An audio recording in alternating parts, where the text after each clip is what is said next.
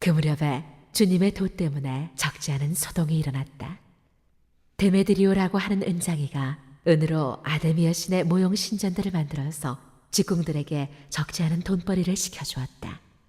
그가 직공들과 이런 일에 종사하는 사람들을 모아놓고 말하였다. 여러분이 아시는 바와 같이 우리는 이 사업으로 잘 살고 있습니다.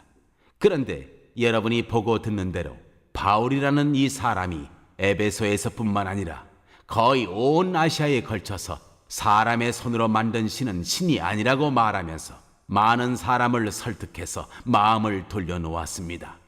그러니 우리의 이 사업이 명성을 잃을 위험이 있을 뿐만 아니라 위대한 아데미 여신의 신전도 무시당하고 또 나아가서는 온 아시아와 온 세계가 숭배하는 이 여신의 위신이 땅에 떨어지고 말 위험이 있습니다.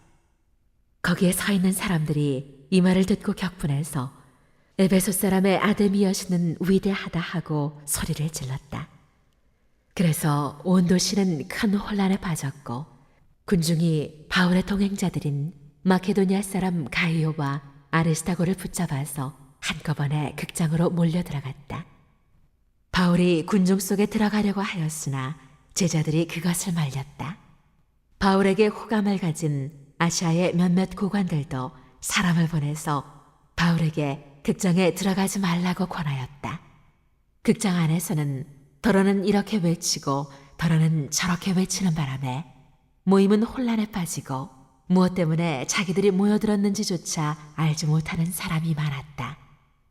유대 사람들이 알렉산더를 앞으로 밀어내니 군중 가운데서 몇 사람이 그를 다그쳤다.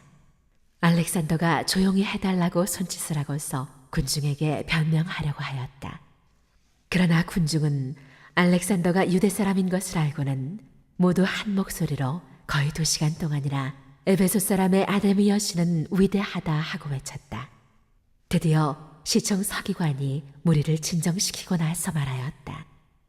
에베소 시민 여러분, 우리의 도시 에베소가 위대한 아데미 여신과 하늘에서 내린 그 신상을 모신 신전 수호자임을 모르는 사람이 어디 있습니까? 이것은 부인할 수 없는 사실이니 여러분은 마땅히 진정하고 절대로 경솔한 행동을 해서는 안 됩니다. 신전 물건을 도둑질한 사람도 아니요, 우리 여신을 모독한 사람도 아닌 이 사람들을 여러분은 여기에 끌고 왔습니다.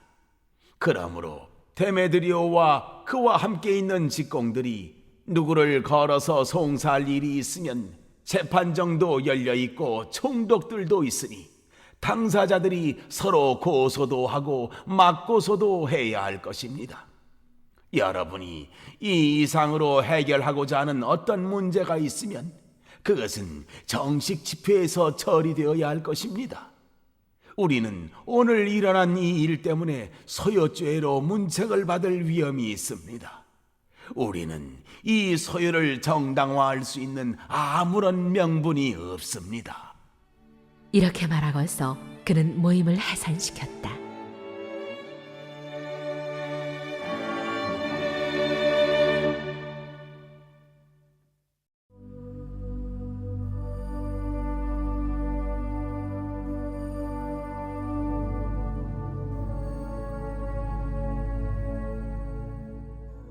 제20장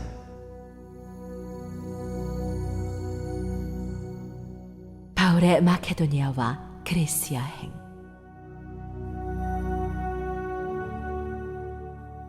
소동이 그친 뒤에 바울은 제자들을 불러오게 해서 그들을 격려한 뒤에 작별 인사를 하고 마케도니아로 떠나갔다. 바울은 그곳의 여러 지방을 거쳐가면서 여러 가지 말로 제자들을 격려하고 그리스에 이르렀다. 거기서 그는 3달을 지냈다. 바울은 배로 시리아로 가려고 하는데 유대 사람들이 그를 해치려는 음모를 꾸몄으므로 그는 마케도니아를 거쳐서 돌아가기로 작정하였다. 그때 그와 동행한 사람은 브로의 아들로서 베레아 사람 소바더와 데살로니가 사람 가운데서 아리스타고와 세군도와 더베 사람 가이오와 디모데, 그리고 아시아 사람 두기고와 드로비모였다. 이들이 먼저 가서 드로아에서 우리를 기다리고 있었다. 우리는 무교절 뒤에 배를 타고 빌립보를 떠나 닷새만에 드로아에 이르러 그들에게로 가서 거기서 이레 동안을 지냈다.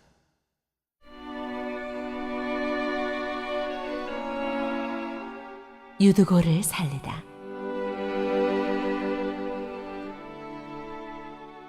주간의 첫날에 우리는 빵을 떼려고 모였다. 바울은 그 다음 날 떠나기로 되어 있어서 신도들에게 강론을 하는데 강론이 밤이 깊도록 계속되었다. 우리가 모인 위층 방에는 등불이 많이 켜져 있었다. 유두고라는 청년이 창문에 걸터 앉아 있다가 바울의 말이 오랫동안 계속되므로 졸음을 이기지 못하고 몹시 졸다가 3층에서 떨어졌다. 사람들이 일으켜보니 죽어 있었다. 바울이 내려가서 그에게 엎드려 끌어안고 말하기를 소란을 피우지 마십시오. 아직 목숨이 붙어 있습니다 하였다. 바울은 위층으로 올라가서 빵을 떼어서 먹고 나서 날이 새도록 오래 이야기하고 떠나갔다. 사람들은 그 살아난 청년을 집으로 데리고 갔다. 그래서 그들은 적지 않게 위로를 받았다.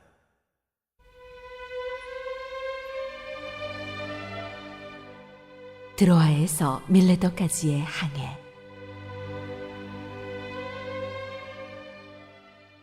우리는 배에 먼저 가서 배를 타고 아소를 향하여 떠났다. 우리는 거기에서부터 바울을 배에 태울 작정이었다. 바울이 아소까지 걸어가고자 했기 때문에 그렇게 정한 것이었다. 우리는 아소에서 바울을 만나서 그를 배에 태우고 미둘레네로 갔다. 그리고 우리는 거기에서 떠나서 이튿날 기오 맞은편에 이르고 다음 날 사모에 들렀다가 그 다음 날 밀레도에 이르렀다. 이런 행로를 취한 것은 바울이 아시아에서 시간을 허비하지 않으려고 에베소에 들르지 않기로 작정하였기 때문이다. 그는 할 수 있는 대로 오순절까지는 예루살렘에 도착하려고 서둘렀던 것이다.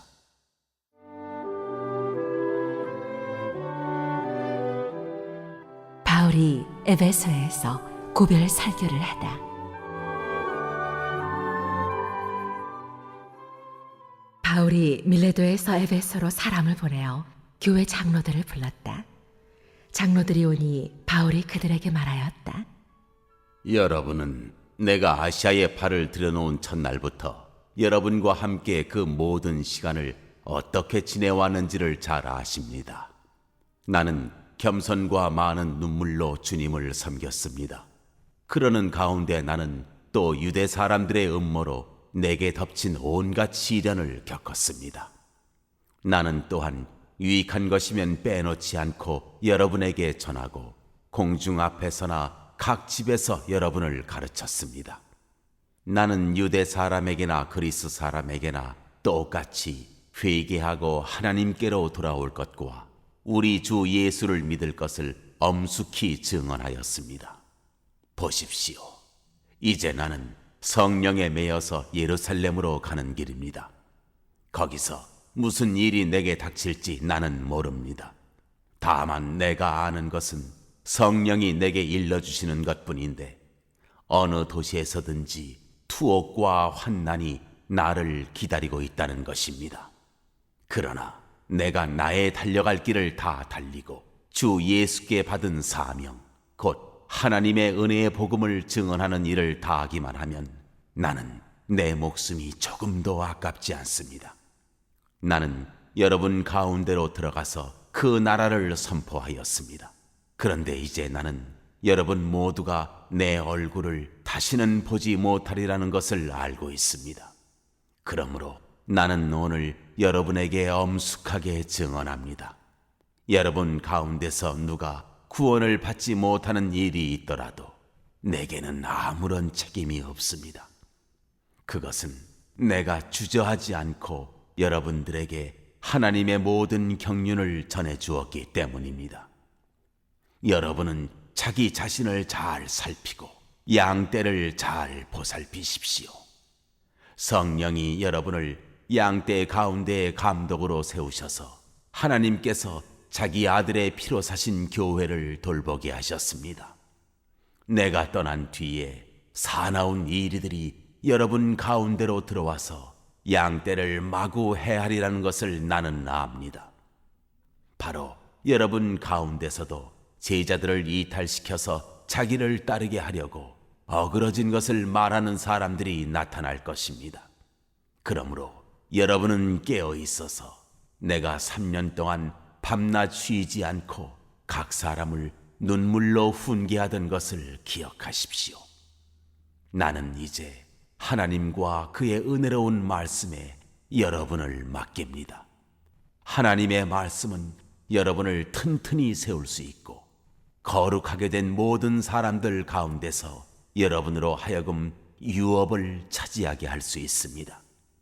나는 누구의 은이나 금이나 옷을 탐낸 일이 없습니다.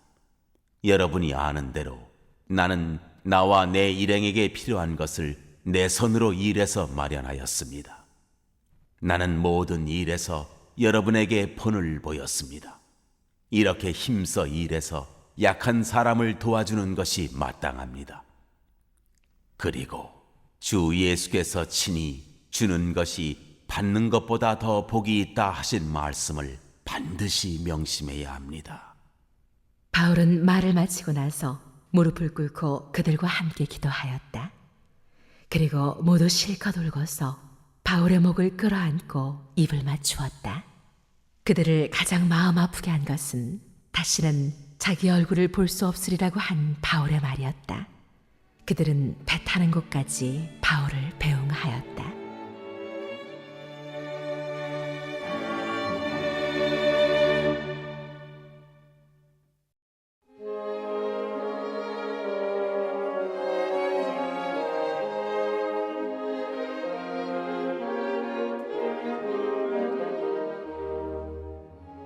제21장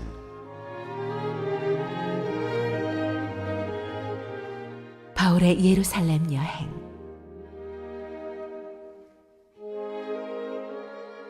우리는 그들과 작별하고 배를 타고 곧장 항해해서 고스에 도착하였다. 이튿날 로도에 들렀다가 거기에서 바다라로 갔다. 우리는 페니키아로 가는 배를 만나서 그것을 타고 떠났다. 키프로스 섬이 시야에 나타났을 때에 우리는 그 섬을 왼쪽에 두고 시리아로 행선하여 두로에 닿았다. 그 배는 거기서 짐을 풀기로 되어 있었다. 우리는 두로에서 제자들을 찾아서 만나고 거기서 이레를 머물렀다. 그런데 그들은 성령의 지시를 받아서 바울에게 예루살렘에 올라가지 말라고 간곡히 말하였다. 그러나 머물 날이 다 찼을 때에 우리는 그곳을 떠나 여행길에 올랐다. 모든 제자가 그들의 아내와 아이들과 함께 우리를 성 밖에까지 배웅하였다. 바닷가에서 우리는 무릎을 꿇고 기도를 하고 서로 작별 인사를 나누었다. 그리고 우리는 배에 올랐고 그들은 제각기 집으로 돌아갔다. 우리는 두로에서 출항하여 항해를 끝마치고 돌레마이에 이르렀다. 거기서 우리는 신도들에게 인사하고 그들과 함께 하루를 지냈다. 이튿날 우리는 그곳을 떠나서 가이사랴에 이르렀다. 7사람 가운데 한 사람인 전도자 빌립의 집에 들어가서 그와 함께 머물게 되었다. 이 사람에게는 예언을 하는 처녀 딸이 넷 있었다. 우리가 여러 날 머물러 있는 동안에 아가보라는 예언자가 유대에서 내려와 우리에게 와서 바울의 허리띠를 가져다가 자기 손과 발을 묶어서 말하였다.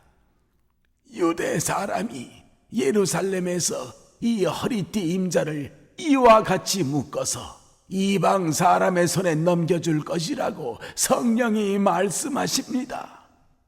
이 말을 듣고 그곳 사람들과 함께 우리는 바울에게 예루살렘으로 올라가지 말라고 간곡히 만류하였다. 그때 바울이 대답하였다. 왜들 이렇게 울면서 내 마음을 아프게 하십니까? 나는 주 예수의 이름을 위해서 예루살렘에서 결박을 당할 것뿐만 아니라 죽을 것까지도 각오하고 있습니다. 바울이 우리의 만류를 받아들이지 않으므로 우리는 주님의 뜻이 이루어지기를 빕니다 하고는 더 말하지 않았다.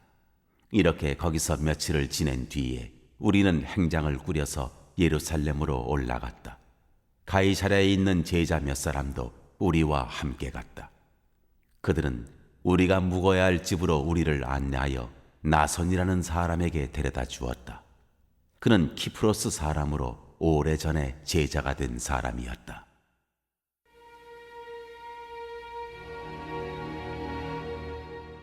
바울이 야고보를 방문하다.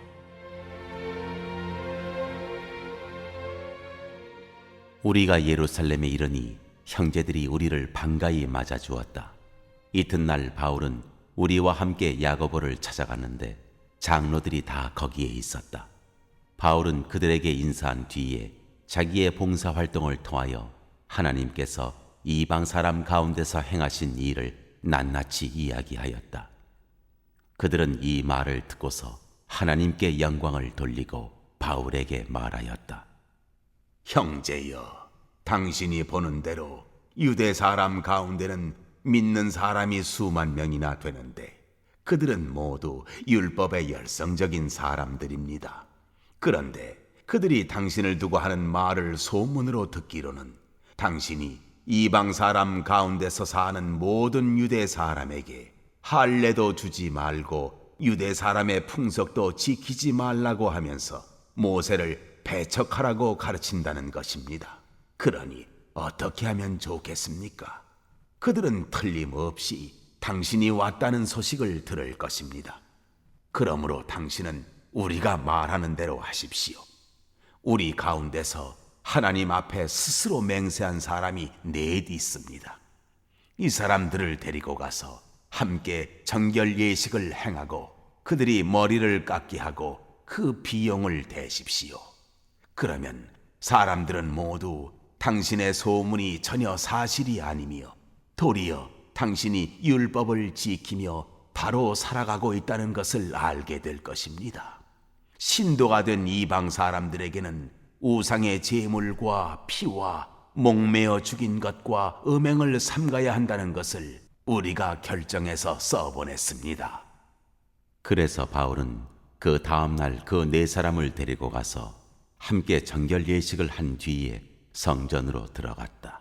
그리고 정결 기한이 차는 날짜와 각 사람을 위해서 예물을 바칠 날짜를 신고하였다.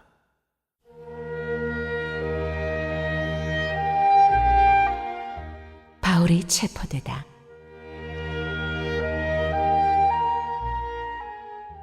그 이래가 거의 끝나갈 무렵에 아시아에서 온 유대 사람들이 성전에서 바울을 보고 군중을 충동해서 바울을 붙잡아 놓고 소리쳤다.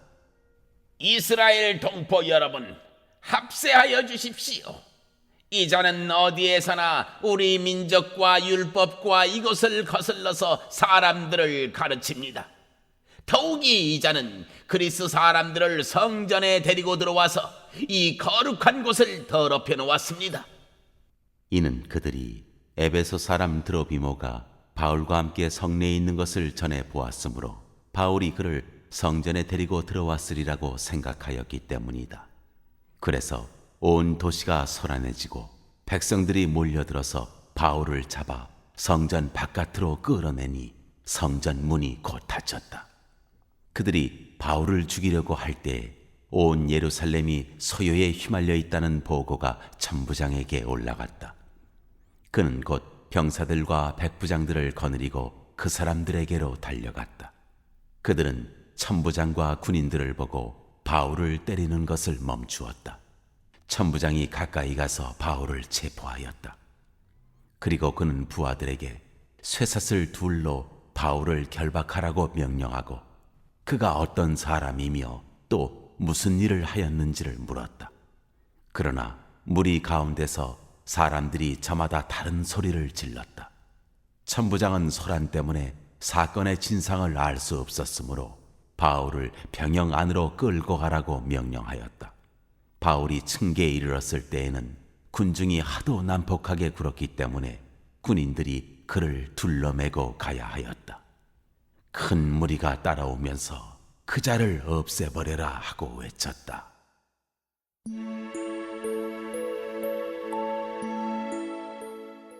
바울이 스스로 변호하다.